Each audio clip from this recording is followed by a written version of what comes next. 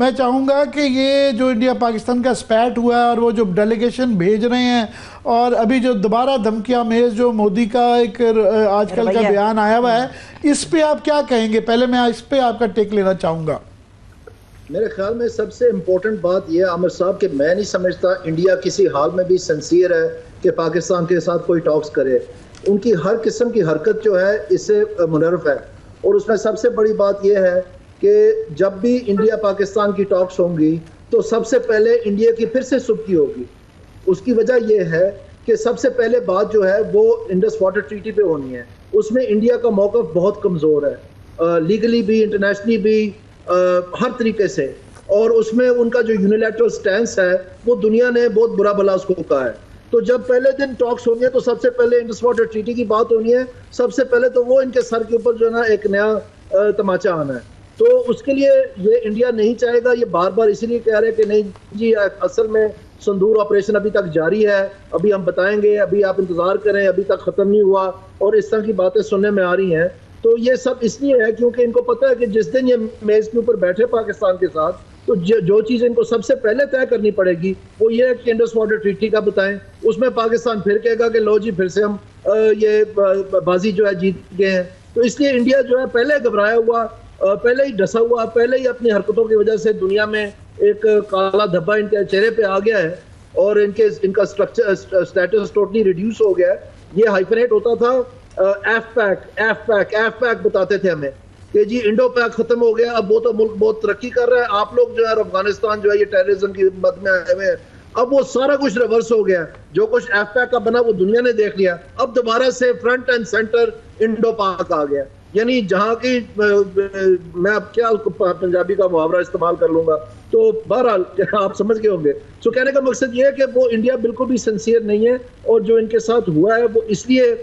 बार बार कह रहे हैं ताकि वो कोई ऐसा मौका ढूंढ रहे हैं कि किसी तरह से वो स्कोर इवन कर लें।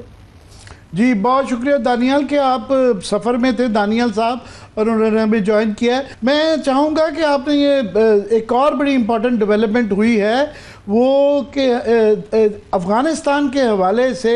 हमें इंडिया ने ये तासुर दिया था कि एज इफ ये पाकिस्तान इंडिया के जो स्पैट हुआ है इसके अंदर अफ़गानी जो हैं वो इंडिया के साथ मिल गए हैं। तो ये बीजिंग में पाकिस्तान, अफ़गानिस्तान और चीन के वज़राए ख़ारजा की सह अफ्रीकी मुलाकात हुई है, जिसके अंदर से वो जो थोड़ी सी टेंशन थी पाकिस्तान की, चीन ने उसके अंदर जो है रोल अदा किया है। और हम पहले हमारे क्योंकि चार्ज डी अफेयर्स कायम मकाम एक दूसरे के अंदर जो है एक्टिंग एम्बेसडर्स थे, तो हमने उसको अपग्रेड किया है, और शायद दोनों एक दूसरे मुल्कों में एम्बेसडर भेजना चाहेंगे। तो एक किस्म का रिकग्नाइज तो नहीं किया, मगर वन स्टेप फर्दर जो है रिकग्निशन ऑफ तालिबान को हम ले गए हैं, जिसका मकसद अफ़गानिस्तान के साथ मामलात, और चीन की तरफ से भी बहुत इस चीज़ की अहमियत को उजागर किया गया है। मैं चाहूँगा इस पे भी आप थोड़ी सी बात कर लें।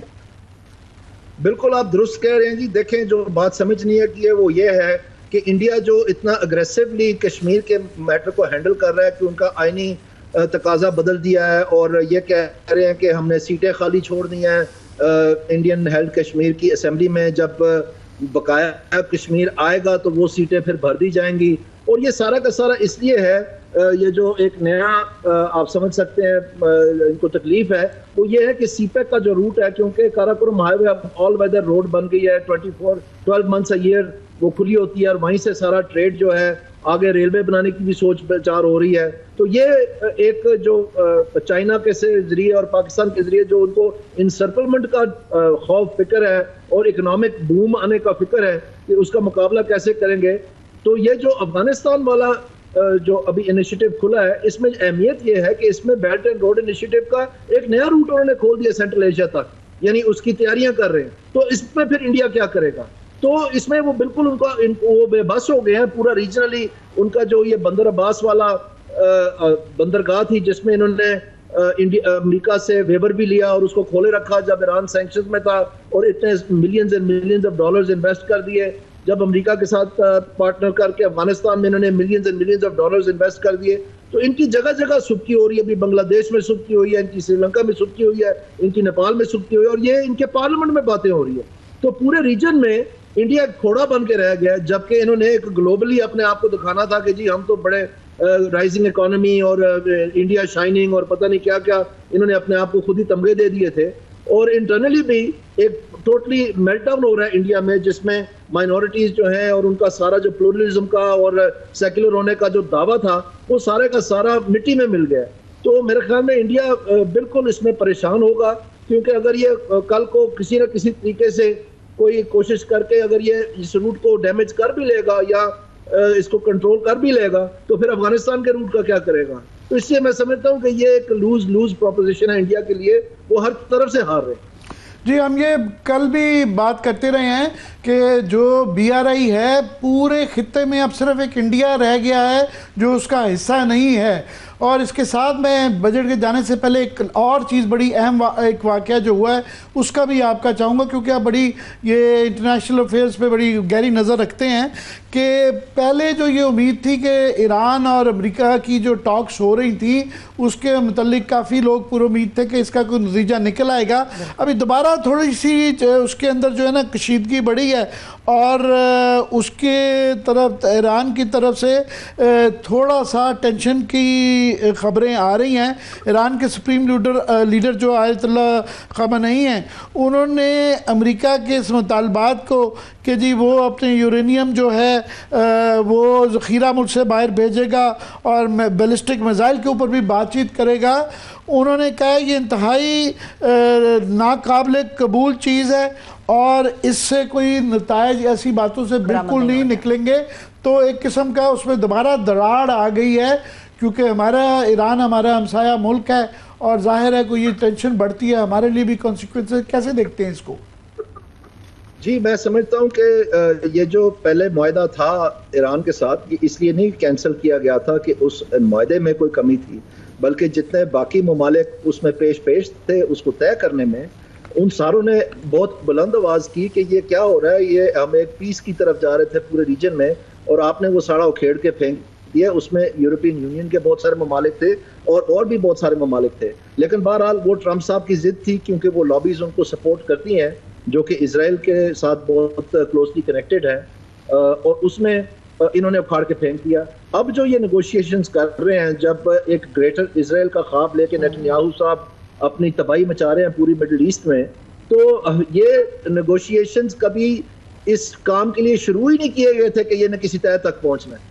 ये शुरू ही इसलिए किए गए हैं ताकि ये मुकम्मल ना हो पाए और फिर अगला कदम लिया जाए। और उसकी एक जो आप समझते हैं समझ सकते हैं शाख जो हमें नजर आई वो ये थी, जबकि ईरान के अंदर जो फलस्तीन के जो लीडर थे हानिया साहब, उनको कत्ल किया गया जबकि वो मेहमान थे, स्टेट गेस्ट थे, और उसके नतीजे में आप देख सकते हैं कि पूरा का पूरा पीस इनिशिएटिव जो है उसमें कितने वक्फे पड़ गए और कहां से कहां चले गया और मामला जो है सारे वो बदल के रख दिए। तो मैं समझता हूं कि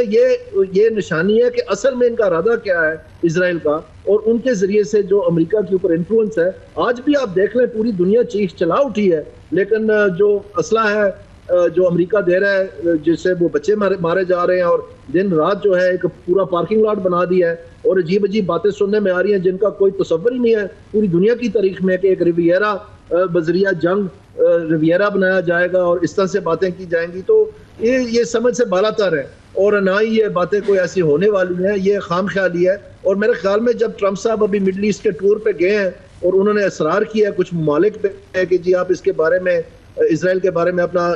नरम गोशा पैदा करें, तो मेरे ख्याल में उनको सीधा सीधा जवाब मिला, जिससे ये नजर में आ रहा है कि अमेरिका भी जो है वो अब हट रहा है इस अपनी इस स्टांस से। बल्कि ये कि जो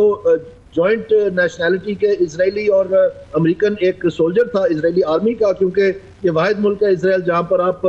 दोनों नेशनैलिटीज रख के उनकी फौज में भी काम मतलब सर्व कर सकते हैं, उनको रिहा करने के लिए अमेरिका ने अपनी इंडिविजुअल कोशिश की है बगैर किसी ताल्लुक इसराइल के। और जब वो रिहा हो गए तो उनकी जो वालदा थी उन सोल्जर साहब की अमेरिका में उनकी बातचीत भी करवाई गई और सारा कुछ। तो मैं समझता हूँ कि अमेरिका भी कुछ तंग आया हुआ है, क्योंकि दुनिया में वो समझ रहा है कि ये अब इंट्रैक्टेबल सिचुएशन बनती जा रही है और इसमें कोई किसी किस्म की मतलब अमन की तरफ जाने की, या जो ट्रंप का नारा था कि मैं दुनिया में अमन लाऊंगा, वो उलट जो है इन्फ्लेम्ड अप होने शुरू होना है।